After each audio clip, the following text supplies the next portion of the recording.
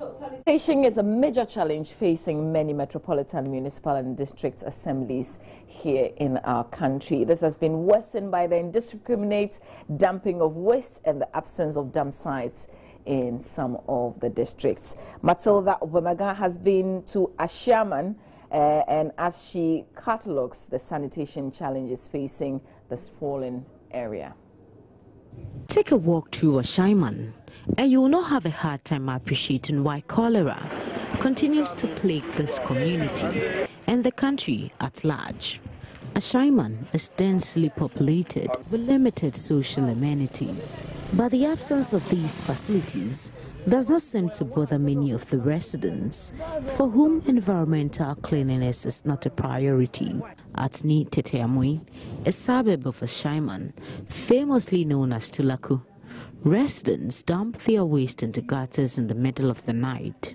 Domestic animals feed on leftover food and waste bins in the area, and flies are a common sight. The gutters in the area are the new site for disposing human excreta. Sanitation continues to be a major challenge facing residents here. I would be interacting with some of the residents who will be sharing with me exactly what they make of this sanitation issue that has become so critical that they want government to address. The situation is the gutter is giving us problem. Yeah, only gutter is warriors. There is no nothing warriors gutter. How is the gutter disturbing you? When it rain, it enter people their house. That's what we are crying for. Government said that the gutter, only gutter we are crying for. This place here, there's not. Look at the joint there. From the joint there to the two gates, we don't have a freedom. When it rain right now, everybody will stand. We are not sleeping, so we are waiting unless the rain stop before we can get there sleeping. Because if there's no gutter, we can't have a freedom. Only gutter we are crying for. Okay, actually this area, the sanitation is very poor. As you can see, the area is the first impression to Ashaiman community. And then behind my back, you can see that they've constructed the gutter and then leave it here. And then if you look back, you see that we have a cattle ranch there. And then the place is bushy. And then we have open defecation within the area. It's very bad.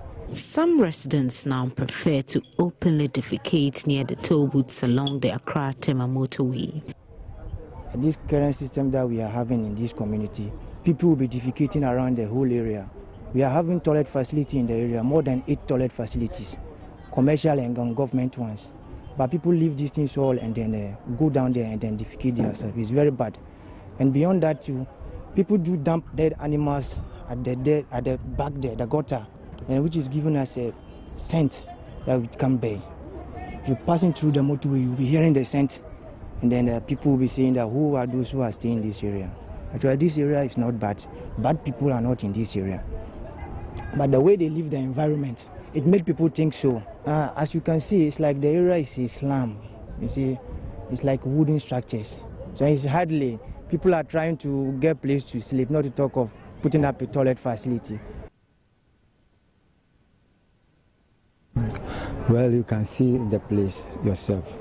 And then secondly too, we that lives here, we face a lot of problems here. It is like the assemblymen are not listening to the public. Let me just put it like that. The assemblymen are not listening to the public because whenever if there is a problem, you call them. You want them to draw attention to you. They don't have time. That's what we see, that they do not have or they don't care about we that lives here. So those are the things that I can say.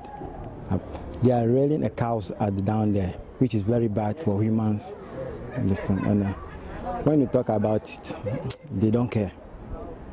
Especially. What would you want to be done about it? It's supposed them to be moved from that place because it is not good. Railing a cow in the midst of a town is very bad.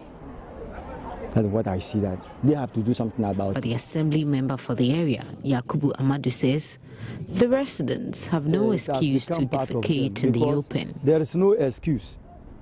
Since I became assembly member, there was only one public toilet in the area. And as I assume office as an assembly member, I facilitated the issue and Assembly was able to put up a decent toilet which is taking care of the people. And in addition to that, there have been private toilets that have been put up to take care of the people. Okay. So why do we still find people? The cost, I can say, is moderate because the old facilities still take care of the people. And it's 20 pesos. The new facility is 30 pesos. I don't see any cost involved in it. But it's not everybody who can afford. It might be so little, but you don't know. What we have done in our own way is those school-going age has been given the chance to go for free, and those the aged, and those on who are working, the working group is what we are talking about. And I don't think anybody, average Ghanaian, will get up in the day and will not be able to get 20 pesos or 30 pesos. 20 pesos for the old facility, 30 pesos for the new facility. I think it's not any big deal. Why don't residents here have toilet facilities in their homes? It's because the area is a slum and we need to upgrade it. Even though they have paid for the land which was ceded to the traditional authority, and they still hold the traditional authority to cede that land to the individuals to be able to put up decent houses, which is not being done. We are still in the process. There are 2 public toilets in this area, and with as little as 20 pesos, one can get access to it. Abigail Mensah manages the 24-hour facility.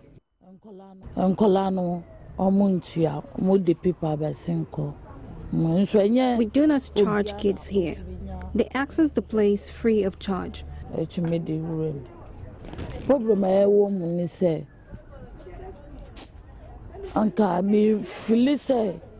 Public toilets there, essential Samina.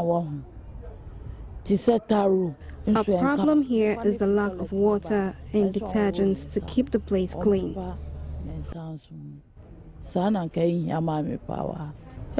You should different places. Toilet in a new wing, I been so a more I say, or my sissy new toilet been more in chain. Tis a marketing and tis a face, tis a cord down. I know the ancient Mumbani say a special toilet in a subom. A bomb or a sununya. People do not like coming here because of the stench. We need the assembly to provide water, soap, disinfectants to keep the place clean and running. And so I was sent in so it's in the Americano. And more was so. Fort war toilet in baby. Can me stress a musi to my market in a bit in Yaba. This bridge separates Ni Teteamwe West and East electoral areas. Unlike the residents of Tulaku, many homes here at Ni Teteamwe East, also known as Middle East, have toilet facilities. Here, the challenge is with the indiscriminate disposal of refuse, which residents see is worrying. Most people from official town, Tulaku, all come to dump their refuse here, and it's a problem, it's a challenge. Why do they come all the way here to dump their refuse? Most of them claim they don't have refuse dumps, and some of them claim they don't even have the money to pay. But I think it's still not an excuse for them to come and dump the refuse here. How much do they pay for dumping their refuse, or how much do they pay to the waste collectors? I think Zoom Lion takes 15 cedis for a bin for 1 week. Yes, but we have tricycles that go around that pick the refuse. They take 50 pesos, 10 cedis, or 1 cedi. Okay. Yes. So this is what residents are saying they can't afford. Yes, some say they can't afford. Okay. We have about 60% that have toilet facilities in their various homes, but about 40 don't have. So we don't even have a public toilet here. The only public toilet we have closer to this area is the one at the Tulaku, close to EP. And that is where some of them go to use. But most of them do not go there. They come here. Even though most of people from Tulaku even cross the bridge and come here to defecate. Where do they defecate? Just along the high tension. Okay. Yeah, along the high tension. They come here day in, day out. If you want to meet people coming here early in the morning, as early as 4 o'clock, they line up here and they defecate. Late in the evening, from 9, 10, 11, they line up here. And most of them carry their refuse as if they are traveling. They come to dump it here. That is the challenge we have here. With the solid waste, I think Zoom Lion can be blamed in this direction, because Zoom Lion is a contractor who is supposed to come and collect the refuse here in this area. They have given about 70% dustbin to the people. The rest of the 30% that doesn't have dustbins. Where do they dump their refuse? It's a challenge. Then they are supposed to come and pick the refuse weekly. They don't come weekly. They come after 2 weeks, after 3 weeks. And when they come, the dustbin is full and there's a small one, they say they will not pick it. So if they pick the dustbin and leave the small one, the people also bring it here. There was a time I fixed a signboard here.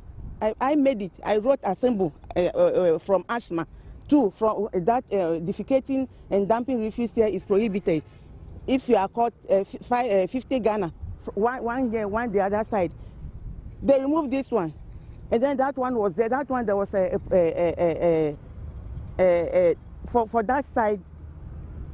They weren't defecating in. So later this one too, they pick it off and then they started the refuse again. Until the Ashaiman Municipal Assembly steps in to rectify the situation, residents of Ni Teteamui West and East will continue to live, eat, and sleep in filth, a development which sets the tone for a cholera outbreak. Matilda Humaga for Joy News, Ashaiman.